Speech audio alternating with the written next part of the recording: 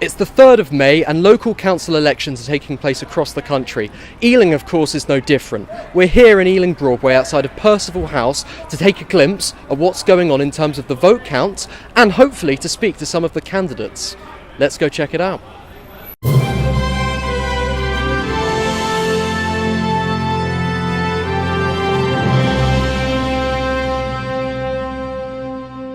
The evening looked to be an exciting one. There was an air of both anticipation and discomfort, where some candidates were hoping to win their first election and others were clearly expecting a lot of doom and gloom. So, John Ross, you're running. What ward are you running for tonight? North Mandeville. And North Mandeville. And how are you feeling this evening? How has the evening been? Has it been a stressful one? Are you feeling confident? Certainly not confident. I'm quite content and happy. I wasn't expecting an awful lot, and doing the counting, it's quite fun actually to see your name with a cross on it as they go past. But unfortunately, I would have to have at least 10 times as many to be competitive. But it's a very heavy Labour ward, so there's not really much opportunity. If it would have happened, my wife would have divorced me anyway. That's not the first time I've heard that tonight, I have to say. Craig O'Donnell, how are you finding the evening, firstly?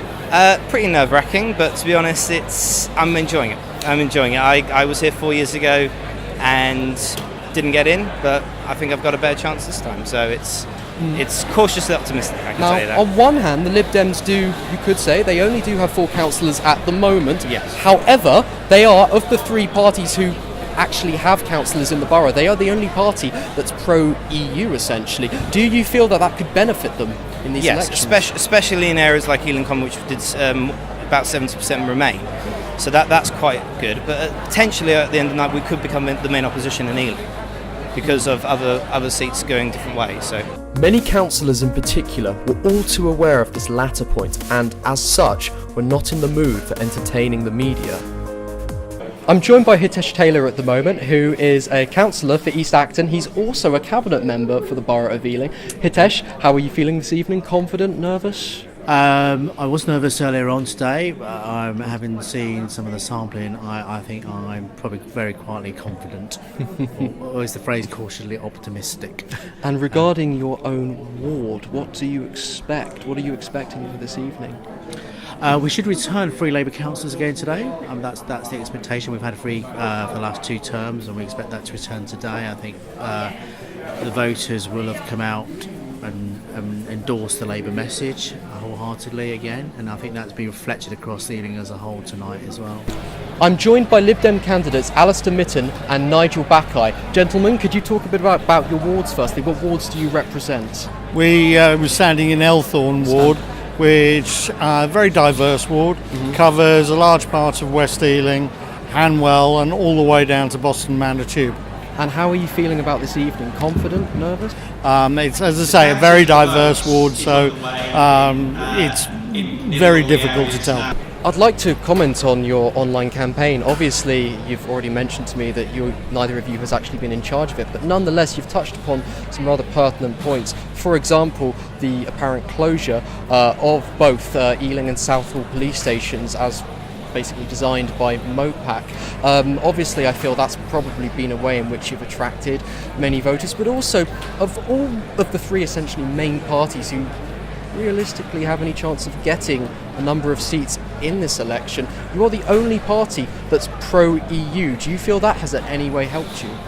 Well, I mean, there was a Renew candidate, but I don't think they've had much of a showing. We have been particularly working hard to try and get out the EU nationals out to vote this election. There's around 1,500 or so living in Elthorne ward, and we were knocking on their doors trying to explain that this is their last chance to have a say before Brexit. They may be very enthusiastic on the door, but whether or not that's going to translate to enthusiasm enough to go out and vote, that we shall wait and see. The Lib Dems managed to hold on to the 4 seats they had beforehand, though it's up in the air as to whether this amounts to any sort of victory on their part. On one hand, the borough has clearly voiced its support for remaining under the control of Labour going forward.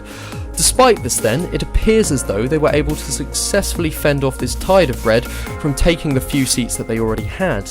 Alternately, however, the Lib Dems may have been hoping to make gains in wards such as Cleveland. The party has certainly made its pro-EU stance abundantly clear, in turn making them the only debatably mainstream political party involved to do so. They have also made use of a relatively active campaign on the campaign trail, touching upon a number of subjects that have evidently been very important to both residents and business owners alike. These, for example, include the issue of the closure of both Ealing and Southall police stations, respectively. I'm proudly joined by the MP for Ealing Central and Acton, Rupa Huck. Rupa, how are you feeling this evening? Hi there. Yeah, a little bit tired, but hey, that's part of the job. So yeah, I'm feeling okay. Now, the borough of Ealing is by and large a Labour stronghold. We have 53 councillors who are Labour, to the Tories 12 and to the Lib Dems 4. And as it currently stands at the moment, there are some relatively safe seats here. For example, Lady Margaret, Dormers Wells and Southall Green. These are all Labour wards as it stands. However, at the same time, you've got Ealing Broadway, Common and Southfield that are potentially up for grabs. These are very close wards. Are you expecting any gains in any of these? What are you expecting? Well, look, first of all, I wouldn't make any assumptions about Ealing as a Labour stronghold, because until 2010, it was actually a Conservative borough. That's and true. Certainly when I was growing up, it was a very seesaw borough. You know, one election it was red, then it went blue. But I do think you're right that the whole of London seems to be turning in a Labour direction. We saw the massive victory for Sadiq Khan in 2016, and last year Labour won seats like Kensington, which we'd never won before, Battersea. So, you know, many of the posher bits of London too. So that means that we are hopeful in Ealing Labour that, yeah, we could pick up seats tonight. I mean, you know, I don't want to be completely unrealistic, but at the same time, the general election results of last year, if you take that as a predictor, my majority went massively up from, again, my seat, Ealing Central and Acton, was Conservative up until 2015. The first time I won it was with a small majority, 200 odd. That is now nearly 14,000. So, I mean, on those trends, yeah, we're optimistic, but, you know, never complacent. And regarding your hundreds of thousands of constituents that you represent across the borough as a whole, do you have a message for them that you'd like to deliver? Well, I mean, the votes are being counted. It's quite late, speak. I understand. So I don't know if I can influence the results now. But I mean, what I would say is that to the residents of the borough, 360,000 of them, that they're very lucky to have had a council that's been in good hands since 2010, and that it's an award-winning council now. It's very sensible, it's known for its stewardship of financial decisions, whereas if you look at Conservative councils, somewhere like Northamptonshire has gone bust. The whole council, and that's a Conservative-run administration. And I think there are other ones. Surrey has had difficulties with its social care, again, a Conservative-run one. You know, there is a pattern here, and there are a whole load of other ones. I think Somerset that are at risk of going bankrupt. So, I mean, either you have a Conservative council where they can't manage the finances, or, you know, sensible Labour-run councils are standing up for you in a time of austerity. We've seen massive government cuts, so everyone is trying to do more and more with less and less. 64% less budget that Ealing Council has compared to 2010 when the Conservatives took over central government. But speaking of the cuts, obviously it's inevitably going to be hard to fiscally manage what's going on. You know, we're getting less and less money that's being offered to us by the government to actually deal with the things that we actually need to address in this borough. But going forward, what are, as far as you're concerned, and as far as Labour councillors are concerned, what are the main objectives, you think, if Labour is to once again lead the council? We've been campaigning very hard in the Labour Party locally on hospital closures. So we have seen the A&E departments close at Central Middlesex and also at Hammersmith. And it is now threatened to be happening at Ealing and at Charing Cross. So we're fighting hard on that, on air pollution and the environment. And we want more recycling. We want excellent school places for all. We are also campaigning hard on sort of best value for services, and especially looking at elderly care. If you look at demographically, it's a big challenge coming down the track.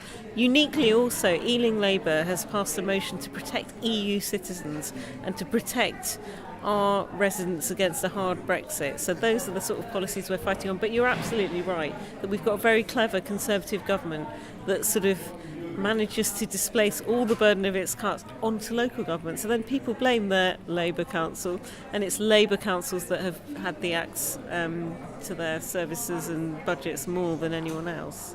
Nonetheless, Rupert, thank you very much for your time, and I wish you luck going forward this evening. The night was a long one for those involved, as we started to find out at around 3 a.m. However, it was at some point around this time that the results began to flood through. First up was Greenford Broadway, the ward of councillor leader Julian Bell. Julian clearly carried with him a subdued confidence throughout the evening, one which became fully justified when his ward's results came through. Julian had been duly elected once more to represent his ward alongside both other Labour candidates. These results emphatically stated that the residents of Greenford Broadway were, by and large, happy to remain with the status quo. It will be good night tonight with the Labour Party in Ealing councils. I think we will get more majorities. We are last of time we are having 53 councillors. I think tonight we will be going up to 57 councillors from London Borough of Ealing for Labour Party. It seemed as though Labour councillors, with their already very strong 53 councillor-strong contingent, were clearly confident they'd be making further gains. After all, many of the borough's safe wards were already under Labour's tight control, including Dormers Wells and Julian Bell's own Greenford Broadway. This is contrasted greatly with many of the more hotly contested wards, such as Cleveland, Northfields and Ealing Broadway, being areas the Conservatives were clearly quite nervous of making losses in. I'm joined by Surendra Dugana, who is a Conservative candidate running for Hobbain. Firstly, Surendra, how are you feeling this evening? Confident? Fantastic. Nervous? Confidence. Doesn't matter what the result will be, but I'm confident. Do you have any predictions whatsoever? Labour might win, but still I'm supporting whatever good things they are going to do. Still I'm going to carry on what I'm going to do for the community. Well, your sense of optimism is absolutely contagious and commendable. Speaking about some of the specific wards though, perhaps Labour may win, but do you feel that the Tories could potentially snag a few wards from Labour or the Lib Dems? They might, definitely. Last time we had won 12 seats. They might win definitely around similar number of seats, might be. Because we have some such as Walpole, which could very easily... Could be. As expected, what unfolded was a Labour council going from strength to strength. Labour managed to snag 4 seats away from the Conservatives, pushing their majority from 53 seats to 57. The Conservatives were able to hang on to some of their seats, they will surely feel the sting in dropping to 8 seats. It's important to consider that as recently as 2010, the Conservatives were in fact in control of the borough at a council level. Moreover, the Ealing Central and Acton constituency at least also had a Conservative MP in Angie Bray at the time. Certainly then, it seems as though Ealing Conservatives will have to go back to the drawing board to work out where this all went wrong for them, perhaps it was on the campaign trail itself, and then to see what they can do going forward to make amends. The total number of papers rejected was 10, and I do hereby declare that the said Julian Graham Bell, Timothy... As the leader of Ealing Council, Julian Bell has been voted to lead the council for a 3rd term. This absolute vote of confidence should have instilled him with a renewed sense of drive, knowing that such a large portion of his constituents are fully behind him. However, going forward he has a number of issues to address, including the aforesaid police station closures and problems related to the borough's health service. Many of these issues are of course related to budget cuts that have been implemented by the government, and so we watch with hopeful anticipation that the decisions made in light of this are truly what's best for those who live and work in the borough.